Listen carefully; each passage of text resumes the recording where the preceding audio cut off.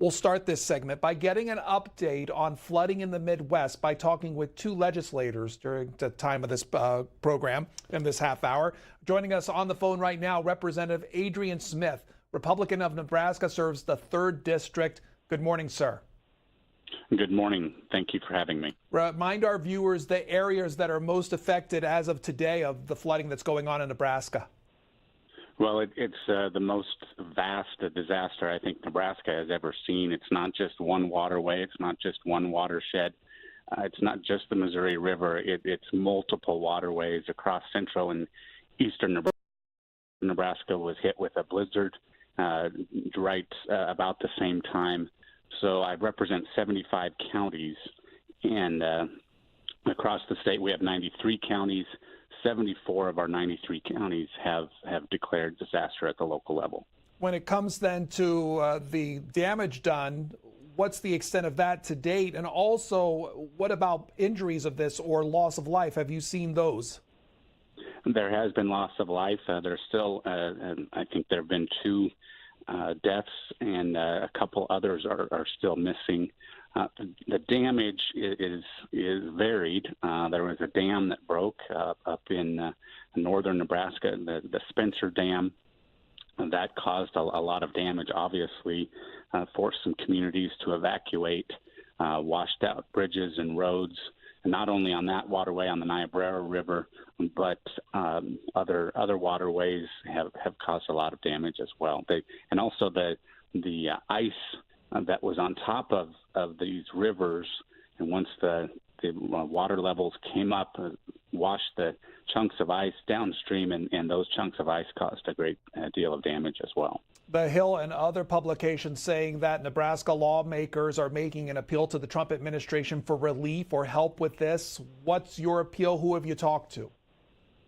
Well, starting at the local level and emergency managers and getting things lined up there for the request to the governor, and then the governor requesting to the president, and certainly our Nebraska delegation is fully behind that.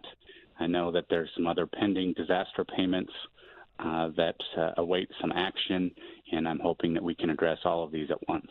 Now, you sent out a tweet saying that you had a conversation with the vice president on this issue. That is correct. We're grateful for his visit. To see from one end to the other, but he did see a very accurate view of the devastation around the Omaha area, Council Bluffs, Iowa, and so the loss of livestock, for example, the value of the loss of livestock is preliminarily about $450 million worth, and add to that another 400 plus million in terms of infrastructure damages that the governor is citing, and so there's a long recovery to take place. Have you or any of the Nebraska legislators heard directly from the president? I've been in touch with the administration. I know that the president has responded to the governor, and I know that communication I think has been fairly good.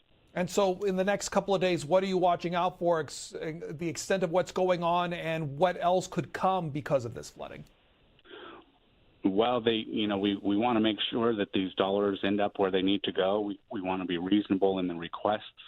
And so, it's still, even though some of these roads that are damaged aren't even paved, they're still vital to many of these rural communities. And those will require some funds to repair those.